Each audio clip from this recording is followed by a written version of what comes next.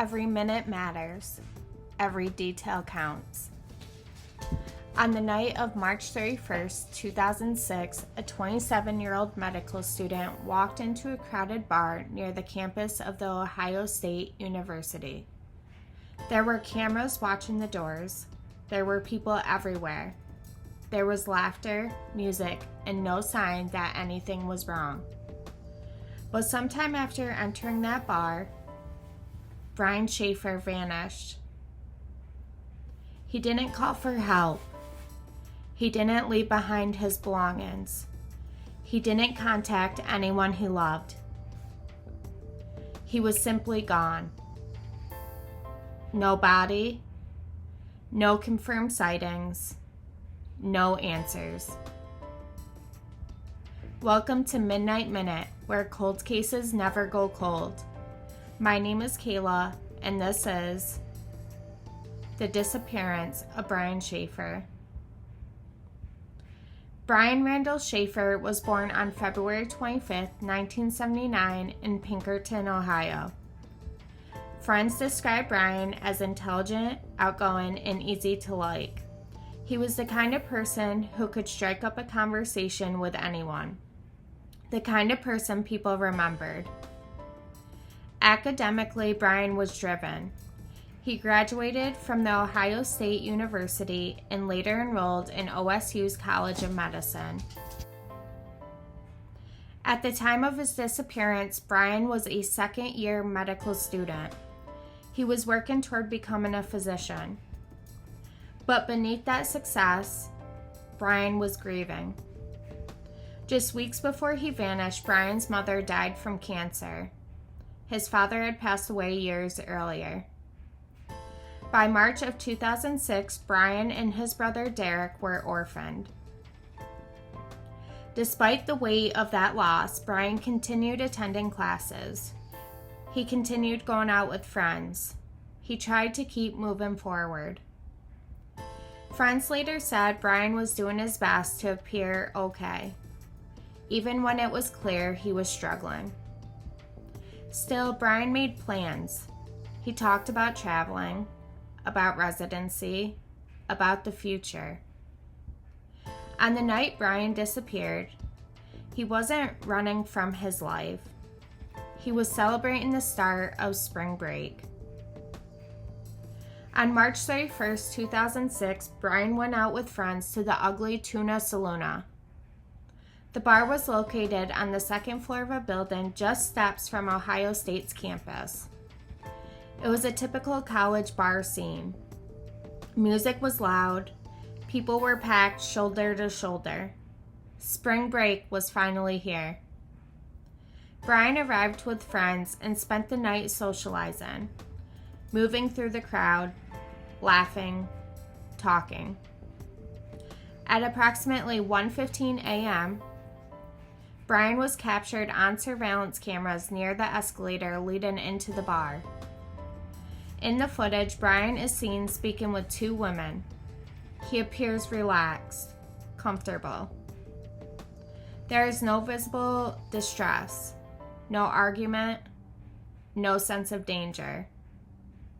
This moment would become the last confirmed sighting of Brian Shaffer. Around 2 a.m., the bar closed for the night. Brian's friends assumed he had left on his own, possibly with someone he met that night, or to meet up with someone else. This wasn't unusual for Brian, but when Brian didn't come home and didn't show up for his flight to Miami 2 days later, concern turned into fear. Brian Shaffer was reported missing on April 1st, 2006. Columbus police immediately began reviewing surveillance footage. Cameras covered the bar entrance, the escalator, the exits, and nearby streets. What investigators discovered was unsettling. Brian is seen entering the bar. Brian is seen inside the bar. Brian is never seen leaving. There were only two possible exits. The main escalator, fully covered by cameras, and a service exit, typically used by employees leading into a construction zone. Police interviewed staff, patrons, security. No one recalled seeing Brian leave. No one recalled a disturbance. No one recalled anything out of the ordinary. No blood, no signs of a struggle, no belongings. Brian's wallet, phone, and keys were never recovered. With no physical evidence, theories began to surface. Some believe Brian exited through the service door, avoiding cameras entirely. But employees say they didn't see him. The area outside was dark, and no confirmed sightings followed. Possible, but unproven. Another theory suggests Brian met with foul play, but there were no reports of a fight, no screams, no witnesses. If something happened, it left no trace. Some believe Brian chose to walk away. Supporters of this theory point to grief, stress, and emotional exhaustion. But Brian left behind everything: his money, his identity, his family. He had plans, a future, a life in progress. Walking away without a trace seems unlikely. Could Brian have wandered somewhere dangerous? Search teams scoured construction zones, nearby buildings, and waterways. Nothing was found. Brian's father, Randy Shaffer, refused to give up.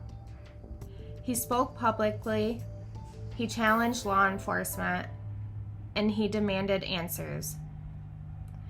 Then, in 2008, Randy Shaffer was killed in a traffic accident. Brian's brother, Derek, continues the search today. The case remains open. This case haunts people because it defies logic. Brian didn't disappear alone. He didn't disappear unseen. He disappeared where people were everywhere. He didn't vanish in the wilderness. He vanished in a crowded bar. What do you think happened to Brian Shaffer? Did he leave unnoticed? Did someone help him disappear? Or is the truth still waiting to be uncovered? If you have information about Brian Shaffer's disappearance, contact the Columbus Police Department. If this story stayed with you, please like, subscribe, and share Midnight Minute, because every minute matters, and every missing person deserves answers.